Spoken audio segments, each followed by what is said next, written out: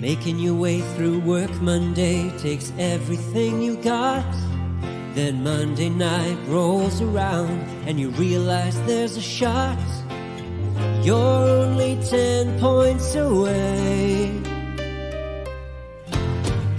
All those times when your team had no fight, they're just so gosh darn frail.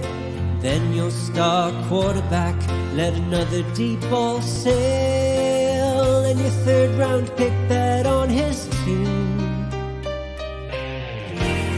Then go check out our streets where everybody knows your pain, and they listen to complaints. You wanna be where you can see our bodies bring you no shame. You wanna go where everybody knows your pain.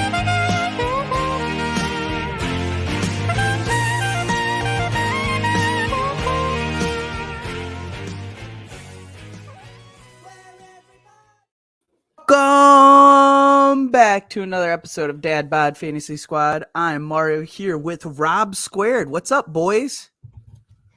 The boys are back. The boys are back.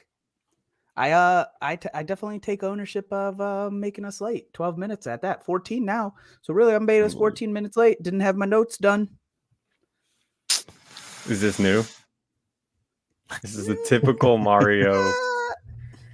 Not as bad, but usually you're scrambling last minute. How's 2024, boys? We make any dynasty moves yet? Not yet. Not yet. I'm taking a little break. Well, I got to enjoy my winnings first. You're going on a darkness retreat. I get it. I hear you. I have to, when you sweep, when you almost reach sweep the dynasty. mountain. Yeah. When you touch you're taking home glory. When you got 3 trophies in the bag, you sit back and you reflect on the season, at least for a month or so, right? You're going to sit back, have a nice bourbon, a nice little cocktail, and just embrace and talk shit for about a month or so, right? Robbie's just a big liar, Tiffany. Yeah. Although I did think about DK in this. Low key got a little. Oh, penguin. yeah. It's You came sort for of the black party. tie. It's black at least. Yeah. I wore green, but I just woke up pretty much. I really contemplated wearing a full suit, but I didn't have it in me tonight. No, I think it's just too much. You guys already made fun of me for wearing a Hawaiian shirt one episode, so I could only I was gonna come on here and you guys wouldn't have had the suit on, and I would have looked like the donkey. I would have threw one on for you. All right, would have ran upstairs. We had enough time. So we have fantasy awards tonight, and this is fun. We'll get into those shortly. I promise.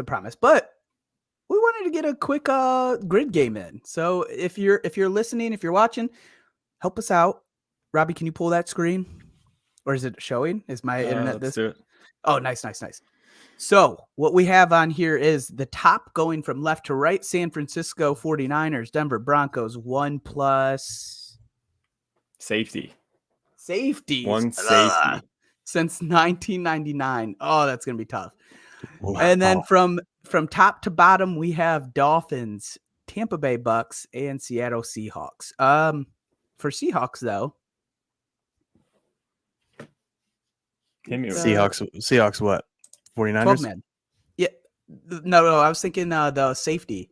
One of the guys from that defense. Earl Thomas? Yeah. Isn't he a safety? He's got to have one in there. Wait, is it safety as in the position safety, or is it safety as in no? But I was just he had a safety. Okay. I think Antonio Winfield had one.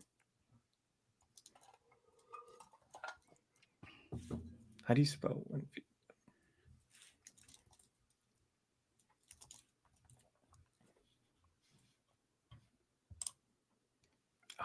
Wow, this is gonna be tough.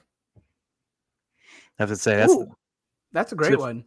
Sherman Shout him out, Norton. If you're thinking other way, Rob. Other way, Rob. You're on the wrong box. You're on the wrong box. Oh, San Fran. Yeah, after that, the Dolphins one. It's tough to. Where is he? You're probably gonna have to type his full name. Oh, there he is. He's forced one down. No. Too bad. Robbie's new to controlling the grid game. I know I'm All not doing good. Top left is you could put Mostert if you want. Raheem Bradley Chubb for Miami Yep, Broncos. Perfect.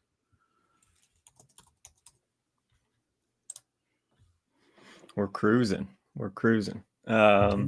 Bucks and Broncos. You could put John Lynch. Oh yeah, Wow. Johnny Lynch. Current That was my GM. boy. I loved him. Yeah, dude. I keep thinking back to that the Super Bowl Bucks team. That's what I always pulls for me. San Francisco Bucks. Did Seahawks Denver did the one running back that Philip Lindsay, did he play for Seahawks at all? Did he have a little stint with them? Let's find out. Brian's saying names, but I don't know where they belong. Like he said Jason Taylor, which would be Dolphins. Oh, that's the safety he's probably talking about. Go to Jason Taylor for safeties for Dolphins. Yeah, that's a good one. He also said Warren Sapp, who played for the Bucks for safety. Yeah. No. No Warren Sapp. Maybe try Derek Brooks. ES? No, not yes. Brian's had a good one that I was thinking of for Seahawks. Bobby Wagner versus the safety. So yeah, Derrick is the Derek, I think, for Derek Brooks. Oh, Derek Brooks. Yeah. Long time linebacker. Is it DERR? Yeah, I got DER. ICK. Not there. He is a grandpa of the keys, Brian. He is. That is how it's spelled. No DERRICK Brooks. I did that. Okay, no, I didn't. And it's all for naught. All for naught. Put Bobby Wagner and Seahawks. Yeah, just to see. Nice. How about John Lynch? You can't do it No, twice. we can't use him twice. Okay. Also, that's Tampa Bay. Yeah, he played for him. Did he? Yeah. Yeah, Oh, duh. Yeah, duh. Oh, man. Oh, get me out of here, too. I think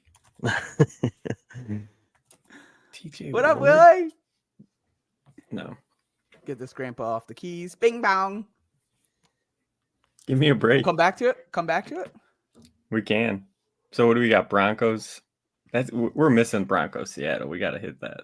Yeah. I don't know why I keep thinking Demarius.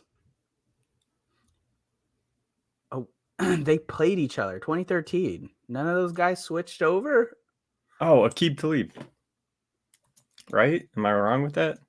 I think might be you're right. wrong with that. I don't remember him playing for Seahawks. Just do it though. Try it. I mean, why not? I don't remember him playing for Seahawks. Was it Tampa? I mean, he started with the Pats, played Pats, Broncos for sure. I don't know where he finished off at though.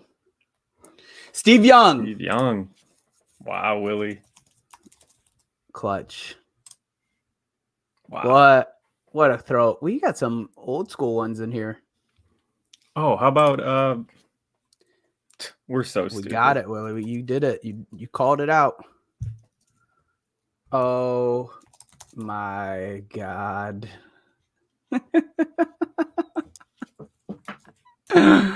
You hate to see it, dude. This is not a good start to the episode. You can't just spell Wilson, right? I did. Okay. Man, you hate to see that one. You hate to see that one. That's brutal. Try Rondé Barber for. Oh, that's a good one. Again, I'm just close it out. Close us out here. Come on, can we do it? Can it up higher? Third one down. He's third one down. Yes. We're free. We're We free. got it, boys. All right. All right, Mario. Go. You're gonna control those from now on. I think this has got to be Brian laughing at the Russell Wilson one. It has to be. Yeah, it was bad. That was late. Do we want to save or just kick off with fire and heat on this award show? Because I mean, they're all fun. Good question. I was gonna say that. Let's bring the heat. Let's bring the heat. Ooh. Starting All off right, hot, boys. baby. Starting off hot. Mario. This year, 2023, who was your fantasy MVP? Mr. Dad Bod. The champ. Mr. Beer Gut.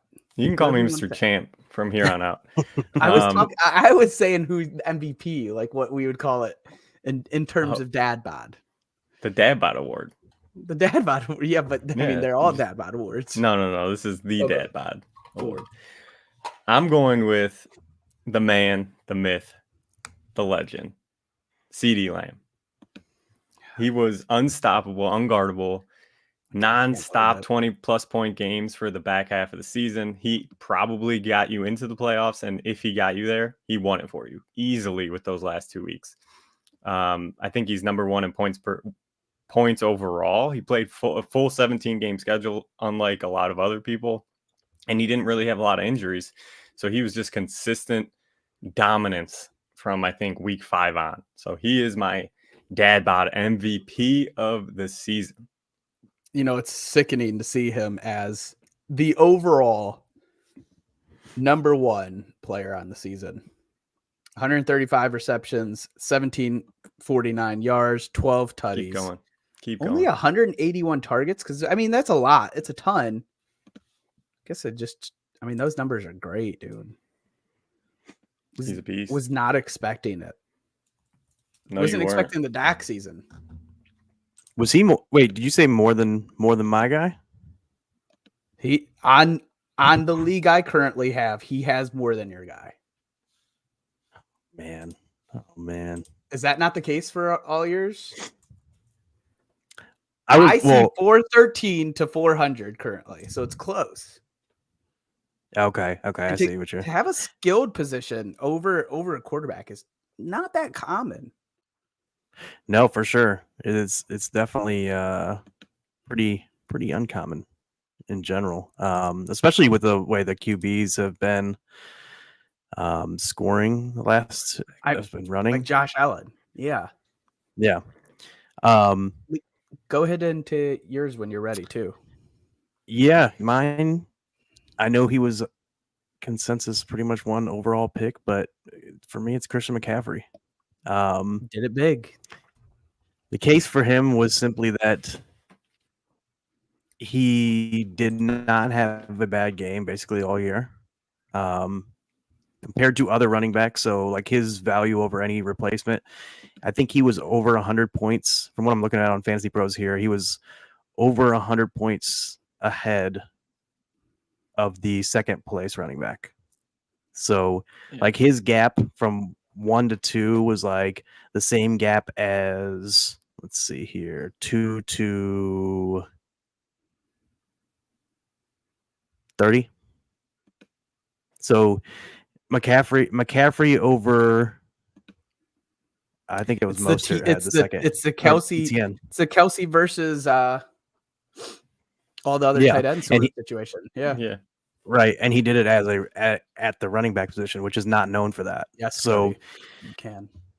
So if you look at all his games too, like literally the lowest one was 13.8 in full PPR. No single digits, averaged 24.5 a game, scored 391. I mean, he was just far and away basically the best. And I think if I remember correctly, I was looking at like the touches aren't even that crazy. Yeah, compared to like what he was before. Yeah. Compared to any RB that's probably finished RB1, I would be curious to look at those numbers. But to have about 334, I think is the math I did quickly. Nope, 339 total touches on the season. That's not. I think that compared to RB1, like whoever the RB1, I think Right. that's really low, and unless it comes Yeah. back to him. But if I'm not mistaken, the year where he really went off, it was something along the lines of 289 rushing and 110 receptions or something like that. But like 67 receptions, that's it. Yeah. And then Yeah. he had more carries than, I mean, they're right around the same amount of carries, but his receptions were down, and he still did it. Yeah, he was getting touchdowns, just had an insane clip too. But yeah, the crazy part about it too was, so he did it. Man, I totally lost my train of thought here. That's what I do. That's what I do. Yeah, no, I like the role. it's good. It's good. But but yeah, ultimately, like, you don't see that kind of gap between running backs most often. Like, it's been, like you said, it's been Kelsey over other tight ends. And for him to do it, as a running Clear back, advantage. yeah, it's here it is. The other thing I was going to say was, I'm pretty sure when I remember seeing some numbers saying that it was like Yahoo puts out like league winner percentages and things like that, where it's like the percentage of teams that had this guy that made the playoffs and then made their championship and won the championship. I'm pretty sure McCaffrey was the highest among all three of those numbers. Yeah. So it's fair. It was pretty crazy. Pretty crazy. Yeah. The only reason I didn't go McCaffrey was you had to spend top 3 pick. Yeah, but it was justified. Justified. Yeah. Where CD for me, you could get him in the second a lot of times. Yep. And Willie, I'll bring this up. Willie has a little argument for me. Nah, the one game him and Dak had a caca game got me eliminated. CD still put up 20 points. Don't blame my man CD because Dak couldn't throw the ball in that weather. Dak had a terrible game, and CD said, no, just hand me the ball and I'll still go run a touchdown in. He still got into the end zone without Dak even being able to throw him the ball. So I don't want to hear it. Dak did his thing. 20 points on a bad week into the playoffs, I'm fine with it. I'll take it. And then, he got me that 45-point game that won me every week for the championship. All right, boys. Mine's a little bit, I want to say it's almost like a tier below you guys. Not even a full tier, but it's not quite the same caliber as those two performances. But I think it's really good to have him in this category because I just thought what he did this year, his value was semi-good for what you got. Amon-Ra St. Brown had a great year. And this is going to be an oddball one, I think, for anybody watching. They're like, Amon-Ra, the dude had an excellent year. He only finished outside the top 24 in wide receivers 3 times on the year.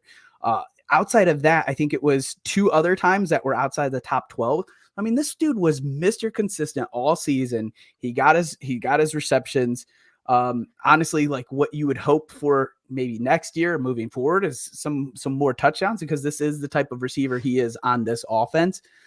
Yeah. But like if you had Amon-Ra, you had a locked and loaded wide receiver 1 almost every week. And I think he would be a big part of your team. Now he's not far and away like Christian McCaffrey was, and he's not far and away like CD Lamb was. I didn't want to put Josh Allen because Josh Allen did exactly as expected and has before. So I think Amon-Ra is a really good one to put in here. It's a guy that you still had questions about, maybe not necessarily saying he would be outside of the top 12 or outside of the top 15, but now he's solidified that moving forward. You could pick him in your redrafts. He'll be a back end wide receiver probably next season as well. And you'd feel good about it because he's really consistent. Missed 1 game on the year, could have had an even better year. Yeah. He's been awesome. He kind of reminds me of like the way I thought about him heading into the year was like the young, more upside Keenan Allen. He is. He's got to be. Like when you just feel good. You just peppered with targets, a PPR monster. Like Cooper Kupp. Yeah. Yeah. I think Cooper Kupp has a little bit more like explosion. I don't know what it is, or they scheme him better. It's probably more about scheme because like Cooper will come out with like a random 180, 2-3 touchdown day. That didn't necessarily happen with Amon, but he was consistent. Like his best day was 156 and 1. So like he was just consistent the whole season. He cracked the 100 yards in a lot of games. Sorry, Norton, back to you. No, you're good. You're good. He, it's funny that you said he's like like kind of like Cooper Cup too, because I know Matt Harmon, who does all the reception perception stuff, Similar. loves and he talks about how they're like very similar players. He calls them the Bud Light Cooper Cup. I think he doesn't get schemed the same way as Cooper. Yeah, it's definitely a little bit different for sure. But yeah, he was awesome too. I remember it's funny because remembering back to like last summer when I was doing a lot more best balls, there was a lot of times where I'd get a turn pick there back at the 12 and just double tap Lamb Amonra on that turn. Oh yeah. And like it just felt those teams felt so good, like especially obviously as the season went on. So those guys, and like you said, you can't be upset with Amonra, and when you get consistency like that with upside, with volume, like he's a monster. Let's move to, and we'll pick up the pace here a little bit. I feel like that one had to be a little slower. Those are fantasy MVPs. Let's talk waiver wire ad of the year, starting with Norton. Yeah, there was a couple guys for me, but I had to go with Kyron Williams. I still remember back. I think it was was it the first week of the season when out of nowhere he was awesome. And I remember we were on the waiver wire show. Mario was hyping him up hard, and I was a little bit more hesitant at the time. And I wish I wouldn't have been, because then I would have had him probably in more spots than I did. But yeah, he was. I've told you that claim to success there too is because he was already on one of my teams because of Cody, that me and Cody co-managed. Cody took him. I said, I have no clue why you're drafting this guy. We could probably drop him before the season. We didn't, thankfully. And that's probably the reason I had the hype after, right? He was already on my team, so it was easy to be like, I'm in. Yeah. It was just that usage that first game where Akers didn't get any run. It was insane. It was the weirdest thing. And then you're like, all right, well, I guess they're rolling with Kyron because they don't like. And then they ended up cutting Akers, so it all fell into place. What's up, Juan? Yeah. Yep. Insane too, because Kyron he missed 4 games and he still finished RB5 in total points, and he was RB2 in points per game behind only McCaffrey, and he was almost 4 points clear of 3 with Kamara. So like, pretty insane. The crazy part too, I was telling you guys off air that he had, I want to say 2 games that were maybe 8 points or under at the beginning of the season, and then that back half after he came back from the injury, he just blew up. Yep. That last 5 game, it was 6 game stretch. He had 38.4, 20.2, 14.3, 24.5, 16.4, and 30.1. Yeah. I mean, the dude finished at, what was he on the year? RB5? RB5 total points, RB2 points per game, 21.38 per game. What a freaking stud. That's insane to miss 5 games and come back and still finish top 10. Robbie, I also win as Kyron, so we're going to skip me on this. So we're going to go straight to your waiver wire ad of the year. Yeah, I went his Kyron's teammate, Puka Nacua.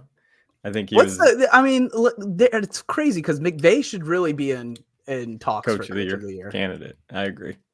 I think it's Stefanski, but I'm a Browns bias. But Puka, 160 targets, 105 receptions, almost 1,500 yards, 6 touchdowns. Came out of nowhere. He was a 5th round pick. Everyone wrote him off. The Cooper Cup injury, there were talks a little bit preseason that Puka might have a decent role for that first month of the season, might be flexible. Nobody saw what he did coming out. What is he, wide receiver 5 on the season? I want to say. Wow. He really solidified at 4 is what I'm seeing on this league. 4, wide receiver 4. So as a 5th round rookie coming in to be undrafted in most redrafts. I mean, it was unbelievable what he did this season, but he's solidified himself as a budding star the rest of his career. I guess that makes sense because he's a waiver wire ad. Yeah, and if you snagged him, he probably got you through the playoffs. Dude, this was a fun one. Me and Rob, or me and Brian co-own a team. We spent $800, got made fun of for that week. And I mean, both of us were really confident. I traded for him in a dynasty one, offered 4 seconds for him. And this was before Cooper. I felt good. He just looked really good. He looks good. McVay, allows you to have this confidence in players after you see them do it at least 2 or 3 weeks. You're like, okay, he found his new favorite. And honestly, on the counterpoint to that, you almost see that with Tutu, but Tutu just ended up being the odd man out. Not enough balls to go around. So no, I love Puka. Yeah. Thought it was a great year. Yeah, there was a crazy, well, quick touch on it, then we can move on. But there was a crazy stat where Cooper Kupp was so good in this offense because of how many designed plays that were designed for him. I want you to find this, by the way. I want to find that. I'll look for it. But it was like, I want to say 25% of his routes were designed. You said 30. I think 25 that's how I remember it. Yeah. Were designed for him to catch the ball.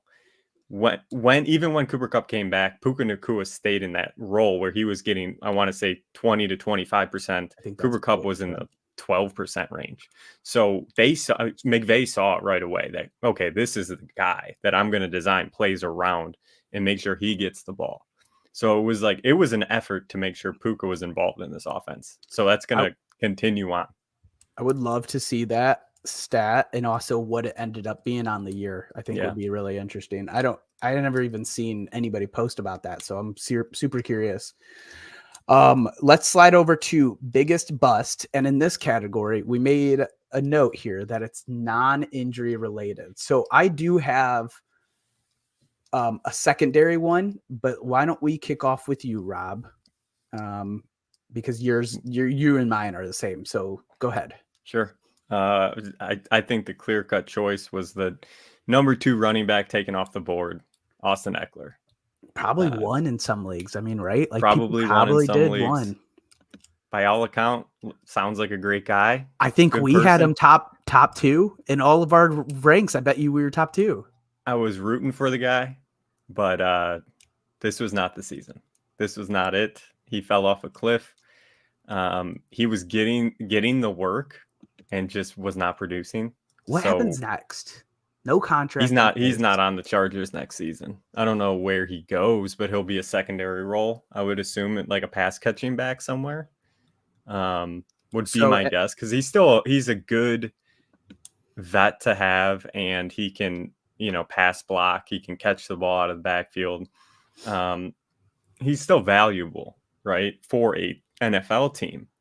Fantasy wise, we saw it, right? We've talked about that play where you see him try to break away and he looks like he's in mud. He looks like he's running in sand. He just doesn't have that burst anymore. It's just not there. There's the argument to be made, because he sprained his ankle this year, high ankle sprain. The argument to be made is he worked off of that all season and it really crutched him. Look, I'm 32 now, boys. I've sprained my ankle, and I feel like it's been 3 years since I've been dealing with 4 probably now. This was pre-COVID. Yeah, so like I'm not an athlete. Funny story. High school. He's 30 now. Is he still like? It's only been a few weeks, and we're in our 30s, and we're dealing with it. What it sounds like you're about to say a decade ago. I swear you just said high school. So I was in high school. I was 16, 17. High ankle sprain, bad one. Came down on it, and you should hear me walking up steps. It sounds like I'm walking on saying, dude. Those poppers, I'm like, are all the way any of you guys bold enough to buy here? Do I go out and try to buy in Dynasty? Not in Dynasty. I think he's a good redraft. What would dart you do throw? I do agree with the redraft dart throw. What would you do? Redraft dart throw. I like it. Dynasty, I don't see it unless you're like you're a competing team. So I he's just need in it. that. I'm just gonna go for it. I don't hate it, because you could probably get him for a second, maybe. That's the first thing that I thought of was second. It's like an Aaron. It's like an Aaron Jones for me this season, right? Yeah.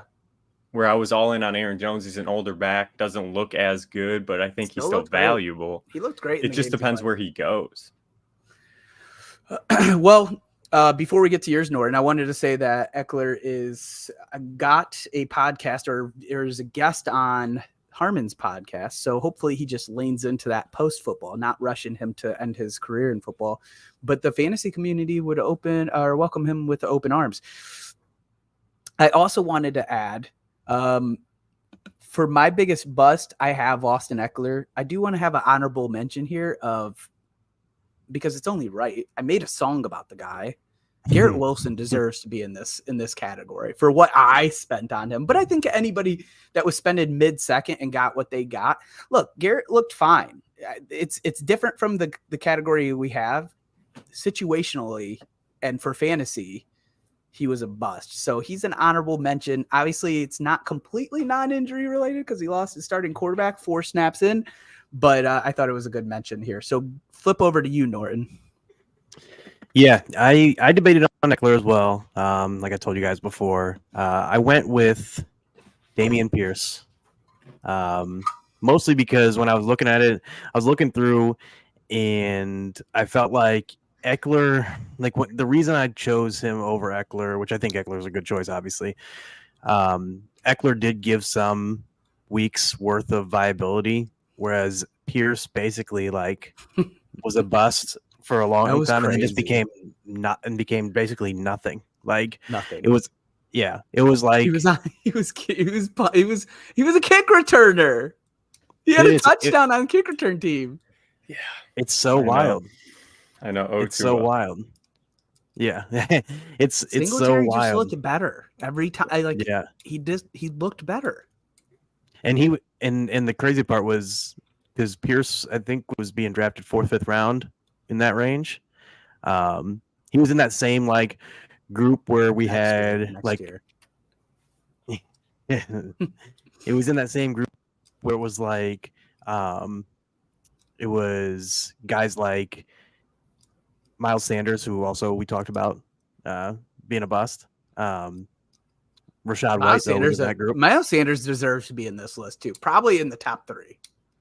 Yeah, I mean, he was an RB that was picked top 15, right? So all these Round 5. These guys were dead zone running back for guys, right? Where they were the dead zone got pushed down this year, but it was still the same area where it was just a round or 2 later because people were more aware of it. But basically what it was the players that we Alexander Madison was there. Yep. Did you already mention Madison? I didn't mention, but I was about to. It was all these guys that basically where you're well, who else is going to do it? And there was 2 guys that emerged from that ADP range that did awesome, and it was Rashad White and Pacheco. Those were the 2 guys in that range. I've been a Rashad White hater, dude. And this, I'm starting to have. I know he's not CMC levels, but I'm starting to have concerns because I'm not going in next year. I'm not going to be all in. I'm going to go right back to starting point 1 and be I don't believe it. Yeah, no, and then it's going to be a CMC career for him, dude. He's just going to keep on chucking.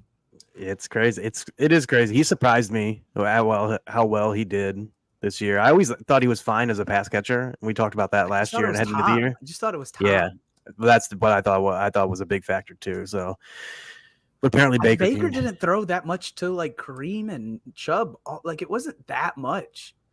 Yeah, it's weird. It's weird. I don't know. Yeah.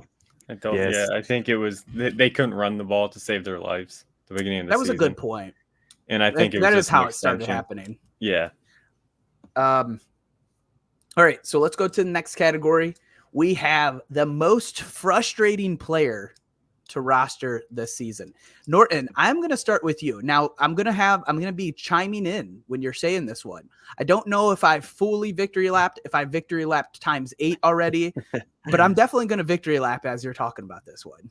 I know. I set myself up for this. You did. I probably would have just forgot. We would have made it into next season. We would have had the conversation. That's when it probably would pop up. But you would have saved yourself 4 months of this. But now what's going to happen is 4 months from now, when this comes back up, when you're Kyle Pitts train, let's go. I'm going to be coming right back to this and victory lapping again. Oh, just setting the expectation, baby. Oh, Arthur yeah. You guys are, Arthur Smith gone. You guys don't care. I'm back on it, baby. Dude, it's happening. So go ahead and say who your guy is. I'm back on it. I already bought my ticket. We're full go, baby. I'm first class. And he came out. Pitts just came out. Guys. You guys love. This is your guys' before we get into it fully. This is your ideal fantasy player, right? You guys, because I could see Kyle Pitts is a good player. I could have saw DJ Moore was a pretty good player, but I would never take the shot on him because they never really, truly, fully proved it. DJ Moore finally did. So props to both of you. Clap. I'll let you guys victory lap right back, and we'll get into. Go ahead. I keep cutting you off. Got my been running laps on that DJ Moore, I'll tell you. Yes, we But have. but it this paid guy, heavily this year. yeah, for sure. This guy, we have not been running laps. We've been sitting in the bleachers, waiting to run our laps till next year. You got the Kyle brown Pitts. paper bag on right now. Exactly. Yeah. Kyle I Pitts, can't like wait you for said. these combos. I have to double down. There's no way I could just buy in. If it's Ben Johnson, though, I'm in. Yes, that's what we need. We need that. I'm cool with like Kirk Cousins coming over. I'm cool with them trading for Fields. Whew. That's what I want. I'm cool with just get me something, dude. Give me something. Give me a good offensive coordinator like Ben Johnson. Give me a good offensive mind. Knows how to use Kyle Pitts. Oh, and the other thing was with Kyle Pitts is apparently he had another. What was his PCL? PCL. Mhm. Yeah. He posted something on Instagram where That's what I'm people didn't saying, actually man. know that his PCL was injured, and they don't report Get this- injuries over in Atlanta. What was it at the beginning of the year? It was last year, I think, and he just had 'cause when he- surgery on it. when he hurt Nobody his knew knee. he had his PCL hurt also in that surgery. I will Honestly, say I think they just told it was like they just said it was an MCL sprain, and then he Yeah. had surgery in the offseason. And I think maybe that people were like, okay, this had to be a little bit of a tear. Yeah, well, I know it's anytime they say a sprain, it's tear. It's just a degree. Like if you're, Okay, like okay, his didn't know that. was like, his is like grade 2 or something. So it wasn't like a full grade 3. I believe is like a full Full tear. complete tear. I Yeah, always just but- think of roast beef. It's always what I think of, just like roast beef, just flapping on a full tear. What does it look like? Just this is your Not this is roast your beef. ACL. Not Just kind of roast like beef. I don't know. Yeah, Anyways. but yeah, I mean, that's the thing with Pitts. Like, I think he's a good player. I think he was hurt, and I think the thing that I keep thinking back to that I shouldn't have gone as far in is when I saw the videos of him not cutting well, like in preseason, and I remember people bringing that up and they're saying, "Oh, that looks worrisome the way he's moving on." He had the brace on. He wasn't cutting well, like out of brace. and like everyone was saying he could only cut a certain way out of breaks and like things like that. I'm like, and I just didn't want to believe it. And I'm just thinking back to that. And I was like, I really should have taken more note of that because he was coming off obviously a knee surgery. Obviously it was worse than they let on. It's hard to though. You Right. see that all the time about cuts, and people can't really Yeah. tell. Are they going 50% just for the hell of it? Like, Right. It's really tough. The Jamar Chase can't catch a ball in preseason. Yeah. combo, Like- Yeah. right? Right. You can really you could go all in on those, and I mean, obviously, it is either you're gonna end up being right or wrong, right? I mean, but it doesn't hold that much weight though. Truly, I know. And the Spring thing that, training clips. yeah, I know it's hindsight 2020, obviously, but the thing that made him so frustrating for me was the fact that like you drafted him in the mid rounds. It wasn't as high as an investment as last year, but you still drafted him to be the starter.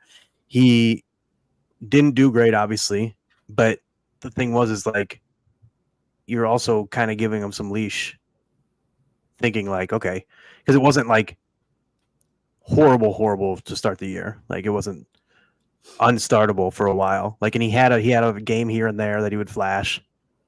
And it's a tight end position. So you're kind of like, well, what else am I getting? I mean, obviously, if you would have snagged Ferguson, like that could have been an option. Obviously, he was one of the better waiver wire guys early in the year. You would have got Ertz to start the year.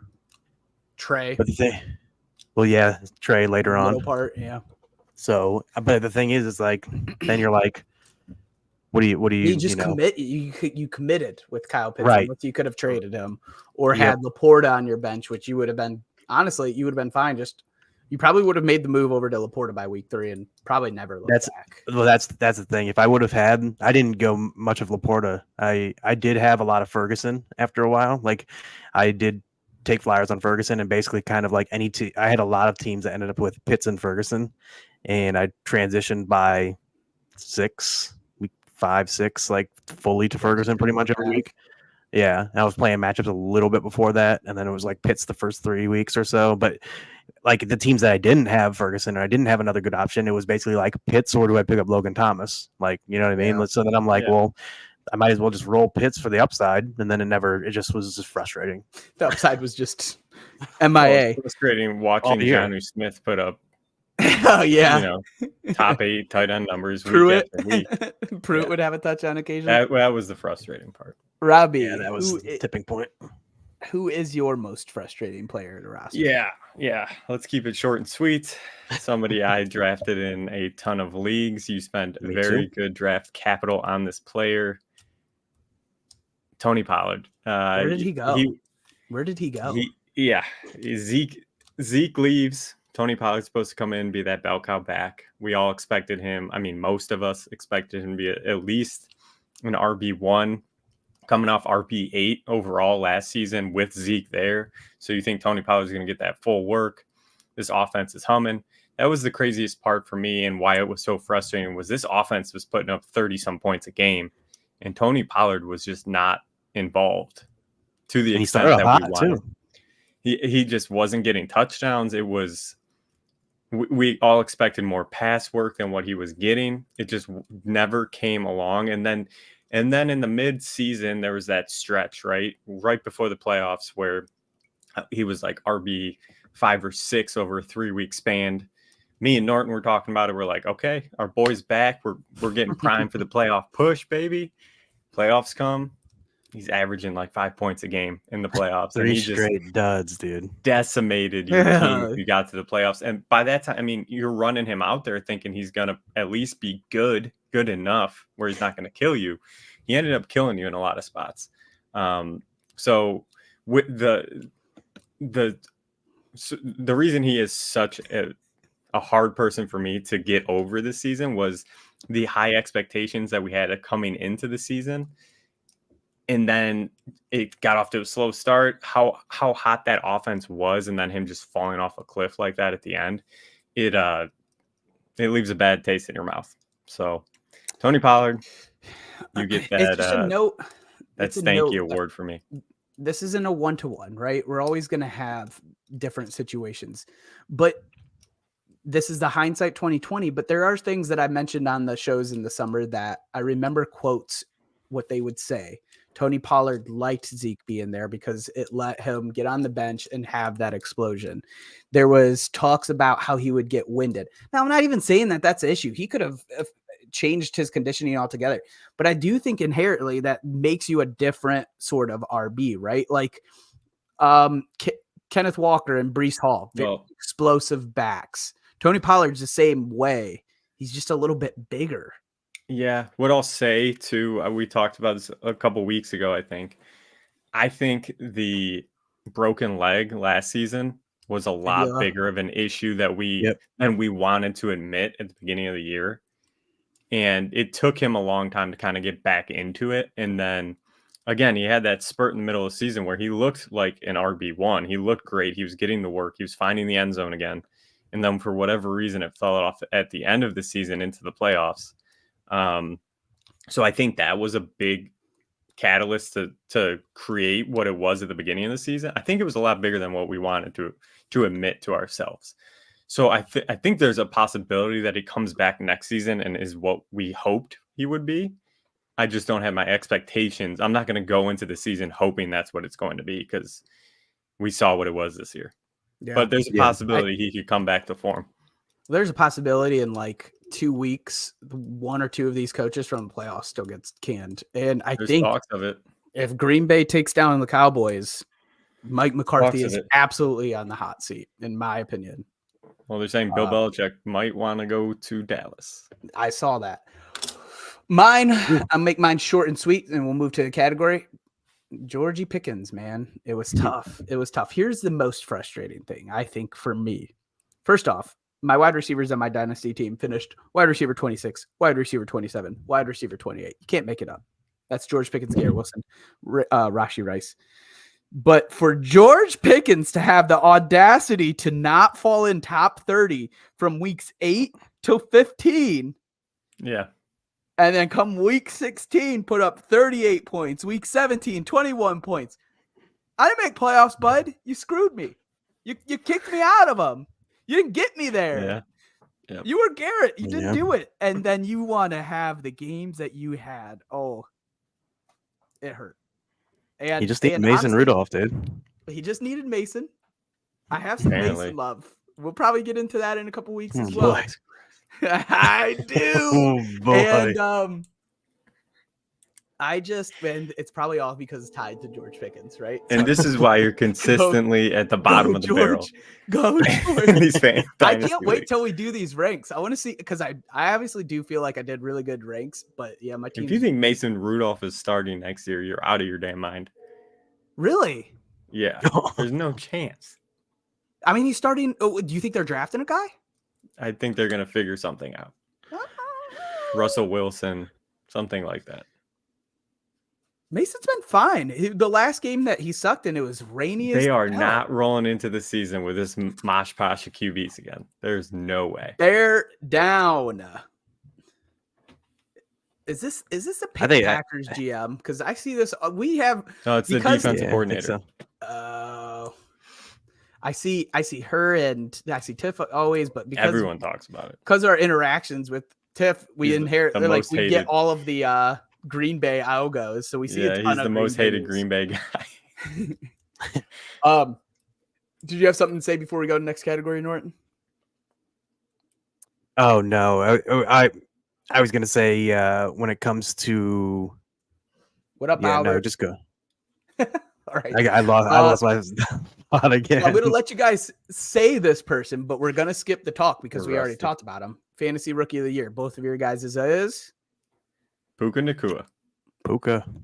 We ain't going to That's go the- back to talking about Puka. I picked CJ Stroud here. I mean, I think Fantasy? CJ Stroud. For fantasy? I guess I view it in Dynasty, but also, Okay. yes, CJ Stroud went second in the draft. But I just think everything that was talked about this guy before the draft with his S2 scores and how he can't process an NFL football team, and then came out here and took the Texans to 10-7 Yeah. to the playoffs. And I mean, Yeah. fantasy, why are you hating on him in fantasy? He finished It was QB QB 13 or some shit. 8 and he missed 2 games. So in points per game, he's probably somewhere like QB6. Pull that Let's up. see. I'll pull it up. Pull it up right Norton, now. give me some due You guys diligence. fact back checking here. me? Fact You don't check believe Norton. this? I don't believe it. I don't think CJ you're that Stroud good. was 1, 2, 3, 4, 5, 6, 7, 8, 9, 10. In points per game? 10 yeah, 10 points per game. Not counting That's- oh, I Flacco. guess not Which counting you should Flacco. be So- counting So Flacco. guys like Burrow, maybe who has Justin Herbert, Allen, Hurts, Lamar, Dak, Love, Cousins, Purdy, Fields, Cousins. Kyler, Stroud. and Fields. Cousins and Fields are probably the two that I didn't see. Yeah. Top Yeah. 10. I mean, as a rookie for a quarterback, Yeah. that's really good news. I agree with you. I think he's a stud. I'm not arguing. But Puka was wide receiver 5, and he was a 5th round pick. Is there an argument to be made though? If Puka landed on any other team, would he have this success? You could say that about Stroud. I think you could say that. I think with You could say that about yeah, I anybody, feel- right? I get it, but I think Stroud would do perfectly fine in a lot of systems. I'm not confident that Puka would crush it in a lot of systems. Okay. Is that a fair point? That's got to be a fair. I think that's some shade at Puka, but I like Puka. I just typed him up 10 minutes ago. All right. I think it's fair to speculate at least though. I think it was Harmon who said like if there was Yeah. one scheme could have said that it about worked- Cooper Kupp. worked really well, possibly that works really well for Puka is the Rams scheme. I think it was Harmon. But anyways, biggest breakout player. We'll start with you, Norton. We talked about Yeah. this in that episode too, quite in depth. There was some pretty good options for this one. I felt like I don't think there's any like clear cut for me, but Brock Purdy is who I went with. I think honestly why I gravitated to Brock Purdy was simply the fact that I did not believe at all in Brock Purdy. Like I thought for sure he wasn't even going to start. Yeah, you were off Yeah. And off then the wagon.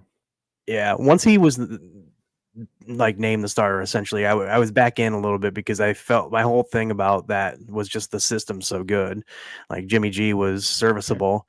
Obviously, Purdy better than Jimmy G, and he runs more. And he's clearly a better fit. But I did not see him averaging the same amount of points per game as a guy like Justin Fields.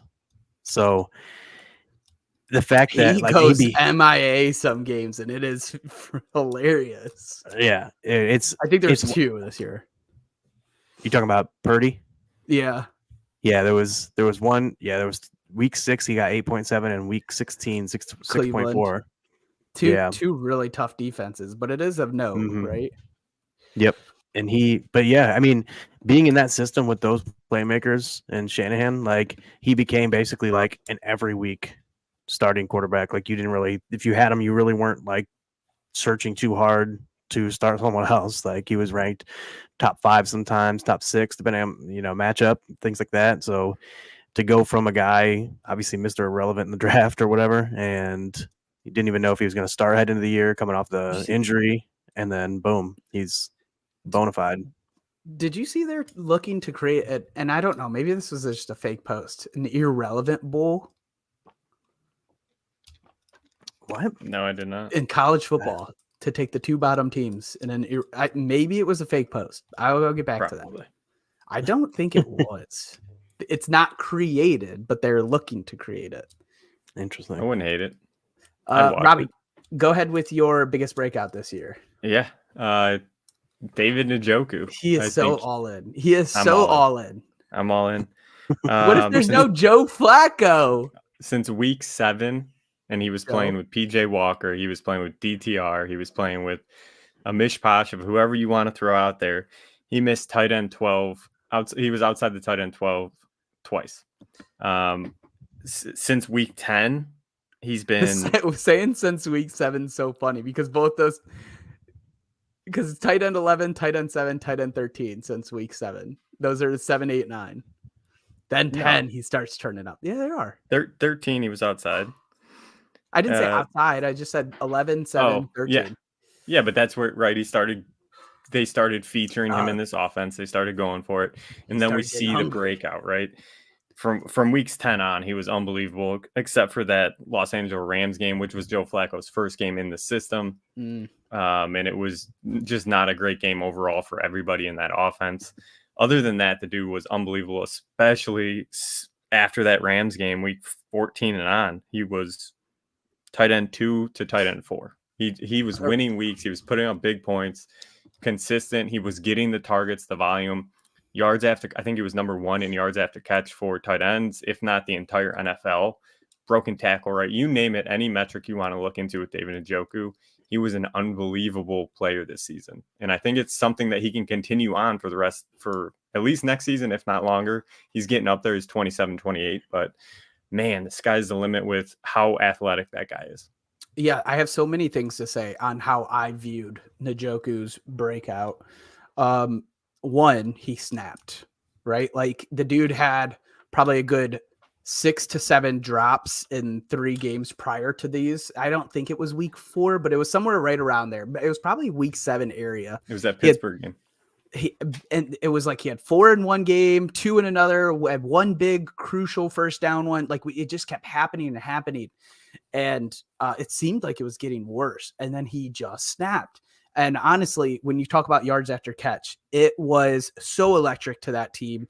So exciting to see him breaking tackles, being pushed, spinning, like anything that he was doing on the field. He was very much showing, I'm going to take this team. We have no Chubb. We don't have our starting quarterback. We have a mismatch of whoever the hell is throwing the ball right now. And we have Amari Cooper, and him and Amari Cooper very much stepped up. Here's my concerns.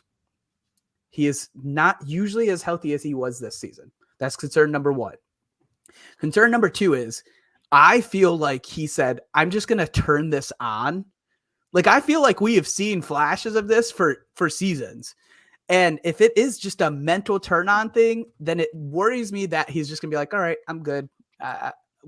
I don't need don't to be know. the leader. I don't need to be Chubb. I'm just saying I am so outside of the situation, and that's well aware. We're on a podcast with a few viewers, so I'm very aware to that situation. That's how I view it. That's my perspective of like we've seen him look this good. It's just like now he's consistent and like he looks hungry out there. Yeah, it's honestly since the time he blew his face up he was just on fire. He was Literally, he was just stayed on fire. Rachaad White breakout is a great mention Great here, call. Albert.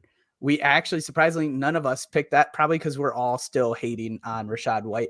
I had two, and one I just put in because I don't think he's the biggest, but I just felt like doing it. Nico Collins is number one for me. I mean, he had a breakout year. The dude, honestly, you talk about going from like zero to hero. He really did. For example, I think we've seen flashes from Njoku. I think we've seen Purdy go 8-0 last season. Nico Collins really was like last year he was out for 11 games, so we didn't get to see much in general. And the year before, I think he was one of the few rookie wide receivers to put up like only 500 yards the first season and come and do what he did this season. Dominated. The dude, we have a biggest dynasty riser. He would probably fall in that category as well if we look at what he started the year at, or even what he ended of last year to now. Has probably skyrocketed. I could check that in a second. The second one. Is Jordan Love a breakout player, boys? Is this a breakout? For you, I hope. At what point? I think so. At what point did you feel like, because there was times where people were calling for this man's Packers fans, again, our algo's full of them, calling for his neck, and then he just started turning up. Yeah. Well, it was with the emergence of Jaden Reed, right? And kind of Aaron Jones coming back, which is and what kind of no, which I was saying, and that. no Christian and Watson. No This Christian is how Watson. I felt. He's always looked a little bit better without Christian Watson. It's weird. Do they like force feed him the ball and he's just not that good? It's weird. It is weird. I wide receiver 14 before the season. I'm never doing that again. I'm completely out. Christian Watson. Oh, I'm gonna be back in. No. Yeah, injuries. He does not. No, he does not fall in the DJ Moore and Kyle Pitts area. Dude. This is just at this point, it's like hopeful and wishful thinking. See, for me, like his stuff was still good. Like you don't do what he did and not. What's up, be buddy? Good. Like he was injured, and like it was just like lingering like soft tissue injuries, muscle injuries. But like it's always the concern with him. That's the concern. Yeah, it's definitely anytime you have a guy who's like a freak athlete, like those kind of guys are the type of guys to get more. Like it feels like because their muscles are wound so tight, right? Like it's just like boom. Greg Dulcich. Snaps. I can't keep hurting myself like this. Greg Dulcich. We're gonna have to hit these last few pretty quick. So what I'm gonna do is I'm gonna come back to these two. I'm not skipping any, but we're gonna go to biggest dynasty riser and biggest dynasty faller, and we're gonna combine them. So I want both of your answers, starting with you, Robbie. Dynasty riser for me, I have Kyron Williams. He was pretty much unranked coming into the season at the RB position and jumped up like crazy. He's probably top 5 back right now. So massive jump. And then my faller is somebody I love, Travis Kelce. The consensus tight end 1 coming into the year. I think we talked about a preseason where if we had a startup where you taken him, we both said within the first 2-3 rounds, he's fallen off a cliff just with how he performed the back half of the season. Starting to look his age again. You don't know if it's injuries or what's going on with Travis Kelce, but he fell off a cliff big. And I think when we were doing our tight end rankings, he was falling between 6, 7, 8. That's where he was falling after consensus number 1 coming into the year. So big fall for Travis. Do you send out a low offer for him in Dynasty? Sure. I mean, I would. Is it again a second? Yeah, I would throw for sure. I would throw a second for Travis. If you had the 114, would you throw 114 at him? Probably. If you had a 2026, which I don't know if you do or don't, 2026 first, would you throw that at him? Depends on my team. If I'm willing, where I think I'm at. Yeah. Probably. So you have not. TJ Hawkinson. I'd be more inclined to do it. Okay. I think that's a good situation. Biggest dynasty riser and loser, Norton, go. It's funny because He should be, Albert. He should be. I'm still in. He's good. He's still good. Good old T-Law. Go on. Go on. It's funny because Rob had a tight end as the faller, running back as a riser, and it's reverse for me. My tight end or my riser. Yeah. You're just riser. Yep. Riser, Trey McBride. Part of it, I think, for me too. That's the Dad Bod's favorite tight end, favorite player overall, consensus favorite right there. The whole crew loves him. We've never said a bad word about him. Not even being sarcastic. It's just the weirdest thing that we're just all like, we put on the moment he broke out. It's not like we were right or anything and calling a huge breakout, but we put on this hat and we all said, yeah, he's great. Not one argument about Trey McBride. It's been the weirdest player we've ever had. He was in my top 15 tight ends coming into the year, and then the beginning of the season with Zach Ertz, I was like, all right, I don't know what's going on. I think I was the lowest probably on Trey McBride out of everyone heading into the year, and then like I felt so good about that heading like when I saw Zach Ertz, and I was like, I wasn't even expecting Ertz. I had him ranked low in terms of redraft even, but I was just like, what is going on here? Why are they not like, what is going on? Like, this team is trash. Why are they not letting this dude play? Like, there's something wrong. Yeah, Puka was one we thought of too, for sure.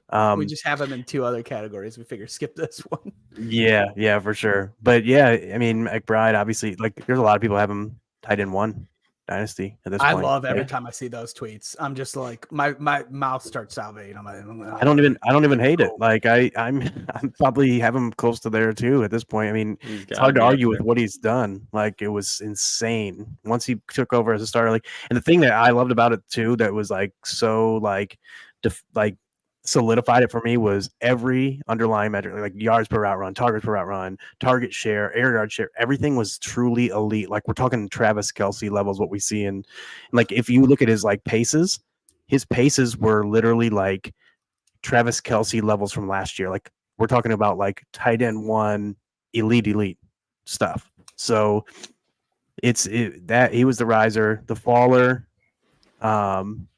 If this is a dynasty question, I think, and honestly, I wouldn't hate it. It's hard to say right now. We're so out of like startups at this moment.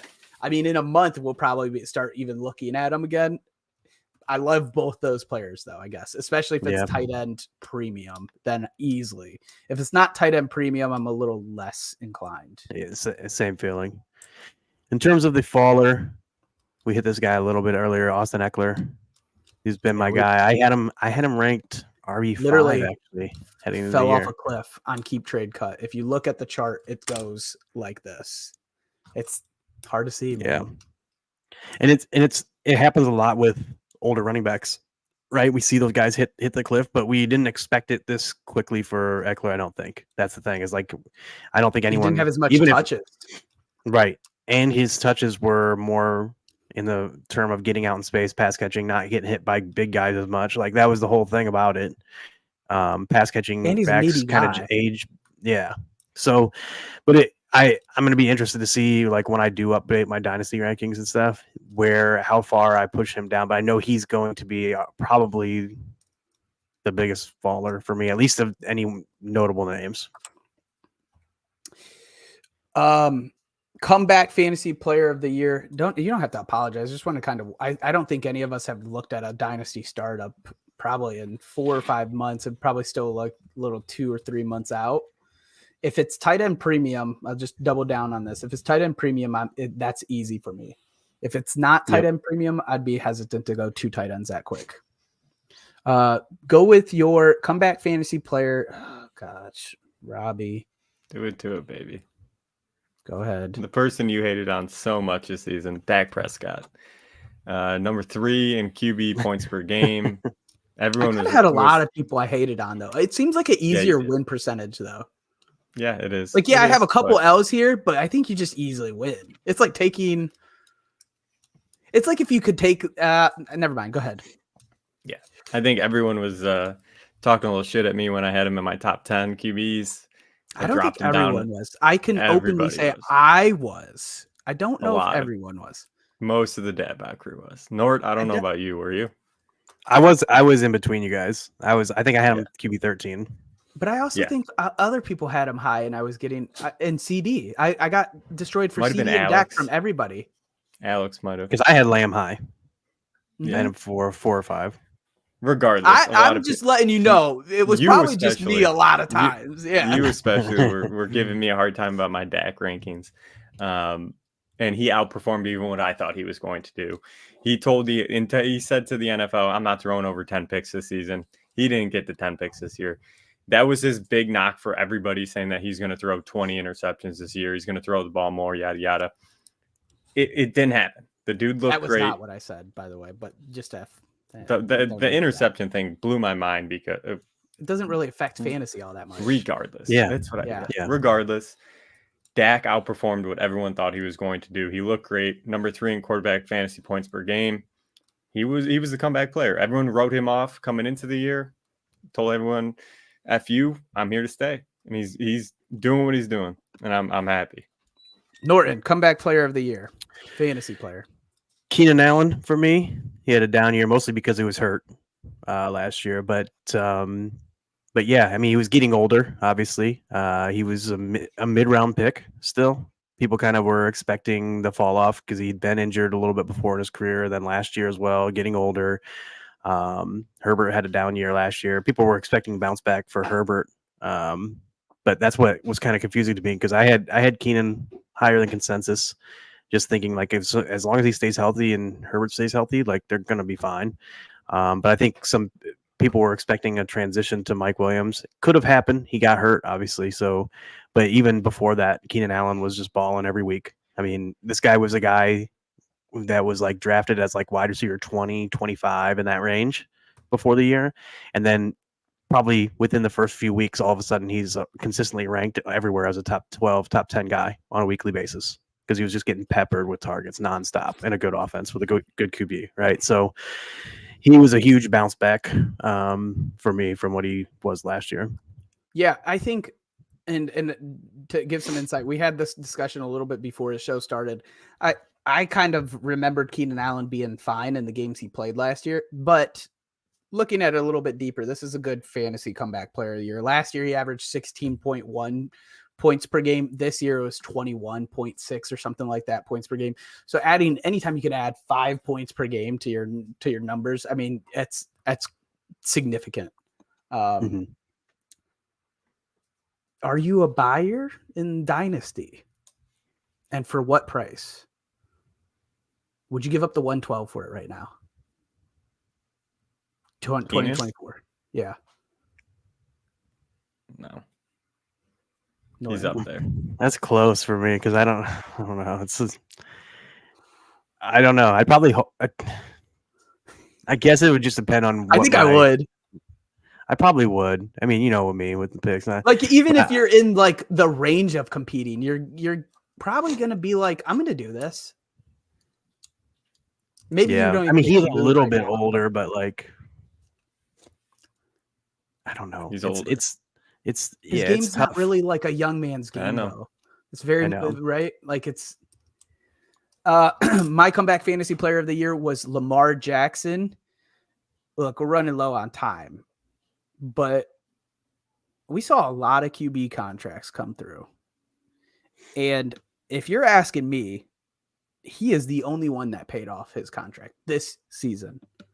Now, long-term things can change. I'm just talks of injury prone, talks of doesn't have it. He can't throw the ball. The dude just played well. It wasn't that. Honestly, if you had Lamar, it wasn't like owning. This feels a lot like my Amon-Ra thing. You didn't get to have CeeDee Lamb and Christian McCaffrey, where it was just massive games weekly, but it was consistently really, really good. He finished, I think, as a QB3 on the year. Let me double check. Am I way off with that, boys? QB4 you're on right. the year. Dak was Okay. 3. Yeah, so he had a big game. Shut up. Peace, dude. All right, last one. One hit Hey, wonder shout player. out Joe Flacco though for comeback. Honorable If he played mention. more games, he'd be in there. One hit wonder. Start it with you, Norton.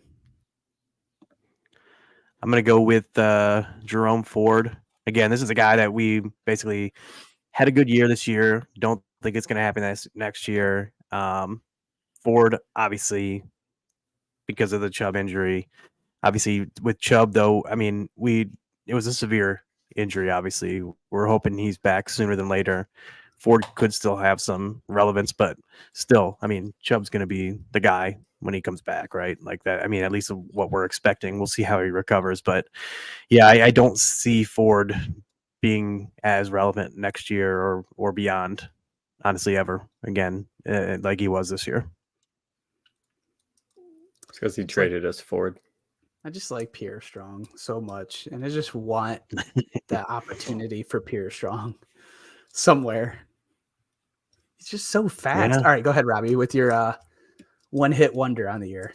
Yeah, pains me to say, but I'm gonna go with David Montgomery. Your true love. It's maybe your first love. Yeah, he's definitely my first. Yeah, in the fantasy scheme of things, but barring a Gibbs injury, the emergence of Gibbs, what he did the back half of the season, he solidified himself as that RB1. The real concerning part for me for Gibbs was the utilization of, or not Gibson, Monty Montgomery, yeah, is the utilization of Gibbs back half of the season inside the 20, because I thought that was going to be all Monty throughout the entire season, but it really shifted more to even slightly leaning towards Gibbs's way at the end of the season, where he was getting that work inside the 5, inside the 10, where we typically saw Monty getting that work. And we know that Monty is a touchdown dependent running back, which he was fine for the first half of the season. Looked like he was going to continue. He got that injury. Gibbs emerged, looked unbelievable. He is unbelievable. And Gibbs proved that he can do it inside the 20. So with that, barring a Gibbs injury, I'm kind of concerned for Monty moving forward. I really like that one. It's almost like Gibbs took Campbell's hand and said, "You're gonna have to play me," because Campbell loves the 2 RB. I got my bruiser, I got my quick guy, and he was really saying, "Sorry, I want to do both." Like that's just what he showed on tape. He said, Swift "No, never I'm could too do that. good not to put me in." Like exactly, yeah. No. Like, and this is literally Campbell has taken this over from New Orleans, and he's just been we'll still see Monty in I think he's gonna be okay. Carries. Yeah, he'll be okay, but he's not gonna be like, he'll be back like RB20 range probably next year for me, around there. He'd probably be overdrafted too. Yeah, where he could have finished, like he should have been an RB12 this season, which he might have fallen into it by the end of the year. But I don't think we're going to see those spike weeks where he had 20, 30 points, how he did at the beginning of the season. Yeah, for sure. This one also tough because honestly, it's a guy that we've probably rooted for years, but it's got to be this. It's Raheem Mostert for me. We're talking about a guy that has never even finished in the top 24 for RBs. He is 31. I mean, this is the most one-hit wonder on the season. The dude comes out here. I think he's somewhere in the right around 20 touchdowns on the year, 19, somewhere around there, total touchdowns. Just a monster year. Has had injury troubles in the past. Again, going to be 32 by next season. It's hard to see this continuing. The thing is, like, one hit wonder or not, you weren't getting anything. Nobody would ever value for his fantasy production. So if you have him in Dynasty, if you had him in redraft, you just keep rolling with it. And like, if you have him in Dynasty, you just hold. And if he does it again, it's great. But I promise you, nobody is going to offer anything that you should be like, yeah, I'm going to take that. I don't think there is an offer in the offseason that I would take for Mostert. I don't think anybody offers good enough. Yeah. Would either of you offer a second for him right now? No, I don't think so. I might, just because I don't care about seconds, but probably not. I have a little bit. I don't think people do. Just you'll never see it. So I think it has the feels of a one-hit wonder. I don't think we see it next season. But again, that is not me saying sell them because I don't think you'll get the value. Last thoughts, boys, before we hop out of here. Fun season. I hope we help some people win some money. And the 3-time champ for this season, a back-to-back champ in our one league. You know, I'll have the trophy behind me soon. Maybe a couple trophies, maybe a ring on the finger. And yeah, I'll be able to rub this in Mario's face for a couple more months. So everybody buckle up, enjoy the ride. Mario, have fun. Sleep tight because I'm coming for you. But what can I say? It was we don't have an exact schedule. We will try to make sure we post them on YouTube for when they're upcoming or tweet about it or something, because I don't think we have an exact schedule. And if we do lock down an exact schedule, we'll also get that information out to you. But we will be here more than we were last year, talking a lot of Dynasty. Rob Square show is going to be their goofy shows of drafts, which are fun. We'll figure that out. Yeah, definitely fun. Missed Succession because that was Succession time. All right, for myself, for Robbie, for Norton, we love you guys. I gotta find the outro. Peace out. Thank you for watching our episode. If you enjoyed this episode, please make sure you like and subscribe to our YouTube channel. If you aren't already following us on Twitter, check us out at Dad Bod FS. We'll be posting all of our best clips and videos to all of our social media: TikTok, Instagram, Twitch, Facebook, YouTube. You can find us on there at Dad Bod Fantasy Squad. Lastly, if you'd rather just listen, we make sure we post our audio of each episode on all the major streaming platforms. Stick with us all season long so together we can count our trophies and not our calories.